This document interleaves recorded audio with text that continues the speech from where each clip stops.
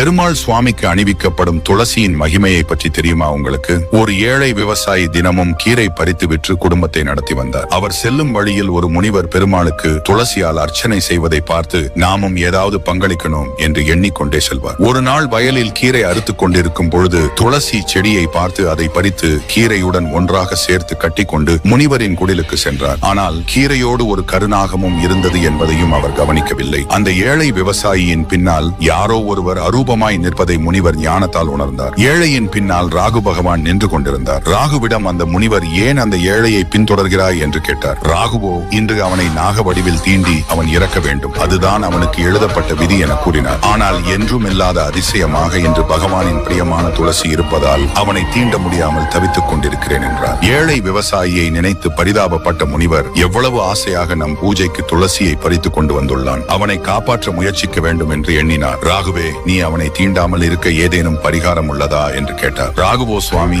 நீங்கள் இத்தனை நாள் பூஜை செய்த புண்ணியத்தின் பலனை அந்த ஏழைக்கு கொடுத்தால் அவனது சர்வதோஷம் நீங்க பெறுவான், அதனால் நான் அவனை தீண்டாமல் சென்று விடுவேன் என்றார். தன் பல வருட பூஜையின் புண்ணியத்தை அந்த ஏழைக்கு தானமாக கொடுத்தார். அது கிடைத்ததும் ராகு பகவான் மகிழ்ந்து மறைந்து விட்டார். கருநாகமும் மறைந்தது. முனிவர் அந்த ஏழை விவசாயியிடம் இனி தினமும் துளசி பறித்து கொண்டு வர வேண்டும் என்றார். பெருமாளுக்காக செய்த இந்த சிறிய சேவை தன்னை ஒரு பெரிய ஆபத்திலிருந்து காப்பாற்றியதை நினைத்து மகிழ்ந்தார் ஏழை விவசாயி. ஒரு சிறிய துளசி கூட பகவானின் அருளால் உயிரை காக்கும் என்பதற்கு இது ஒரு எடுத்துக்காட்டு. நண்பர்களே, உங்கள் வீட்டில் துளசி செடி இருக்கா? கமெண்ட் பண்ணுங்கள். மறந்து விடாமல் சப்ஸ்கிரைப் பண்ணுங்க.